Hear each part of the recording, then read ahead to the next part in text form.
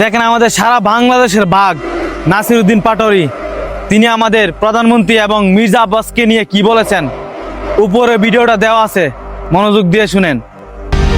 আপনারা কি মনে করেন তারেক রহমান অনেক কিছু? উনি কেন গণ অভ্যুত্থানের পরে দেশে আসলো না? মির্জা আব্বাসে যদি আসনে না দাঁড়ায় তো আমি তারপরেও হলো ওনার এগুলা নিয়ে বলতাম। উনি তো ঢাকার একটা গ্যাংস্টার। এটা শুধু মির্জা আব্বাস না, 300 আসনেই তারেক রহমান এইসব গডফাদারদের দিয়েছে।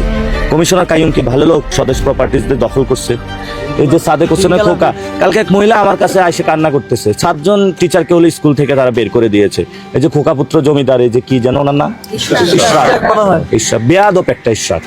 তো এই যে তারা বেয়াদবিগুলো মানুষের সাথে করতেছে। এই যে রবিউল খুনের মামলার আসামি, চারিদিকে তাকায়া দেখি সন্ত্রাস আর সন্ত্রাসে বড় কোন জায়গা যায় এসে পড়ছি।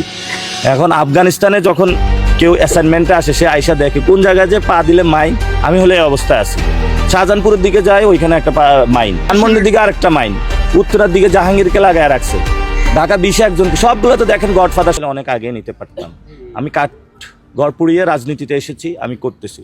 উনি সাহস থাকলে আমি এখনো বলবো, উনি কালকে বলুক, যে কালকে জনগণের সামনে আইসা অঙ্গীকার করুক যে আমি মির্জা আব্বাস আজকে থেকে চাঁদাবাজি ছেড়ে দিলাম, আমি মির্জা আব্বাস আজকে থেকে সন্ত্রাসী কার্যক্রম ছেড়ে দিলাম, আমি মির্জা আব্বাস দুর্নীতি ছেড়ে দিলাম, এবং আমি যে অপরাধ করেছি এটার জন্য পুরো বাংলাদেশের ক্ষমা প্রার্থী। এবং সাথে সাথে যারা আমার কাছে টাকা পয়সা পাবেন আমি সবাই বাংলাদেশের রাষ্ট্রীয় কোষাগারে দান করবো, আপনাদের দিয়ে দিব। আলহামদুলিল্লাহ, ওনার সাথে তখন বুক মিলাবো।